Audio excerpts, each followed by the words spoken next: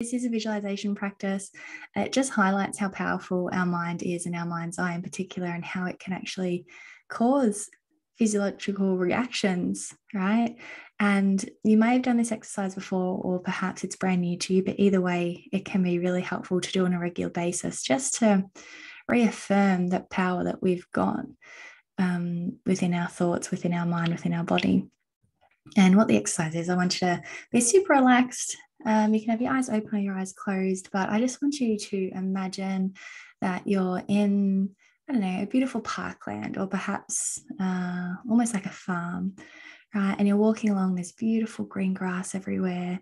You can feel the breeze whispering into your face, or perhaps you can feel it running through your fingertips, and you're walking with your shoulders really high and your chest up, and you're breathing in, and the air feels so beautiful in your lungs, right? You feel so alive. Perhaps you can feel the rays of sun gleaming on your face, and there's a beautiful warmth.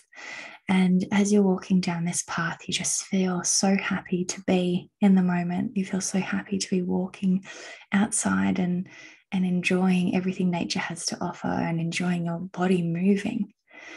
As you continue to walk, you approach this beautiful big lemon tree, right? And it's got these bright green leaves, and the lemons are an intense yellow. And before you even go any closer, you just take a moment to embrace how big this lemon tree is, and the amount of lemons on there. You can't believe that this incredible tree's produced so much fruit. And as you begin to admire this beautiful tree, you start to look at the bumps on the lemon, and how almost coarse the skin looks, and how incredible that is in itself, that this tree's produced such a thing. As you start to look at the lemons, you feel enticed to pick one, right? So you reach your hand up, and perhaps it's a little bit of a stretch to get to the biggest lemon, or the one that looks the most appealing, but you reach up, you're up on your tippy toes, you reach and you get your fingertips on the lemon, and you can feel that surface of the skin. You can feel a texture under your fingertips. And then you decide to hold the lemon and pluck it and pull it off. So now it's in your hand, and you're looking at it, and you can feel the weight of it in your hand, and you're admiring the shape, the texture, and the color. Then you decide it's a good idea to taste this lemon, because it's so vibrant, it looks absolutely perfect, that you must experience it. So you decide to, perhaps you've got a knife, perhaps you bite right in, but the lemon gets cut in half. Right, let's pretend there's a knife magically in your pocket, and you've pulled it out to cut this lemon in half. And as you hold one hand up and the knife in the other hand, you can feel the grain of the knife on the lemon, right, as you begin to cut. And you can feel the resistance as you go back and forth with the knife, until you eventually break through from the top of the lemon down all the way to the bottom. Perhaps as you're cutting, you can feel little squirts of liquid hitting your hands, because this lemon's so juicy, right? And you're surprised at what's happening, because this lemon is actually as perfect as what it looked on the tree. Now you've got two halves of the lemon, right? And you're looking at the inside, the details of what that looks like, and how the skin has now changed. The outside surface is so different from the inside. And then you slowly pick up one of the halves, and you move it closer and closer to your mouth. And first you might lick that center part of the lemon, and you can taste the sour, right? You almost squeeze your face, because perhaps it's quite intense, but you can't help but try it again. But this time you're going to take a big bite of this lemon. You're going to squeeze it quite firm so the juices start to come out, and then you're going to have a bite. And as you bite into this lemon, you can taste this exploding flavor, right? The juices of the lemon are in your mouth, perhaps some of them are on your lips. Your taste buds are all like prickled up on your tongue, because the flavor is so intense. And you're just embracing this flavor, and it could be super sour that it's almost cringeworthy, but you're so glad you're tasting this lemon, because it's the most perfect lemon you've ever seen. Or perhaps you absolutely love the flavor of lemon, and in that case you're tasting this lemon, being mind blown over how perfect it is, and how you can't wait to have the other half. And I want you to just enjoy that taste. Enjoy feeling the texture, what's happening on your fingertips. Can you still feel the skin? Perhaps you feel some juices running down your hands because you're eating this lemon and some of the juices are exploding out. Perhaps your hands are starting to feel sticky because you've decided to have another bite and some of the older juices are maturing on your hand.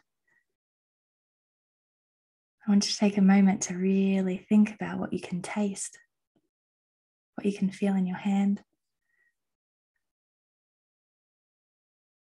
Now I want you to slowly pop the lemon down on the floor. Sort of bring yourself back to our little chat here. How many of you have excess saliva in your mouth? How many of you tasted the lemon?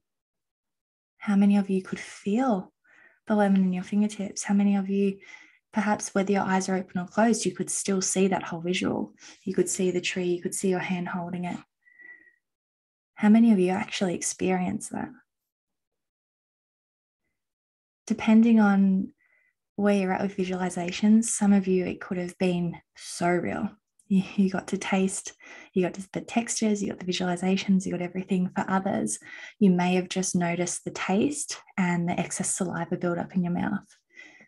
But either way, what's most important about this exercise is you had a lived experience through thought, right? That visualization alone caused your body to produce more saliva because your body actually, or your mind actually thought you're eating a lemon.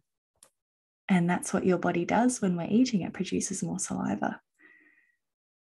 If you tasted the lemon, I'm sure it was quite real. Like perhaps you had that sourness, that sensation. Perhaps you even felt the juices on your fingers and it was real, right? You really experienced that. But you experienced it because you suggested it to your mind and your mind followed along. The power in this is knowing that whatever we choose to think, we can convince our mind and our body to follow. So I would love for you to all have some deeper thoughts on how real this experience was for you and to ponder some of the things you think throughout the day, both positive and negative, and knowing what you know now about your body's perception and how real it believes things are, especially your thoughts. What thoughts are moving you forward? What thoughts are helping you see your future and create your future? And what thoughts are holding you back? And in particular, the thoughts that are holding you back, how can you reshape them so that in your mind's eye, you're actually showing your mind exactly where you want to go and what you want to be doing, right? Because we can be putting so many actions into place to try and move forward, but if our thoughts are keeping us in the same spot or wanting us to move backwards, it's quite confusing to our mind because it can't work out what we want.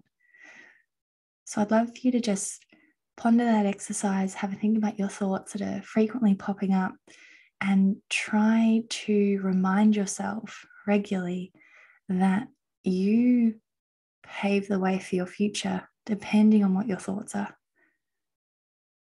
So we want to pick wisely and pick thoughts in a way that are going to accelerate our success. Thank you so much for listening. I hope you have enjoyed that video, and please leave some comments below on whether you could taste the lemon, feel the texture, the juices, all of it. I'd really love to know how that was for you. Thanks so much, and I'll see you guys soon.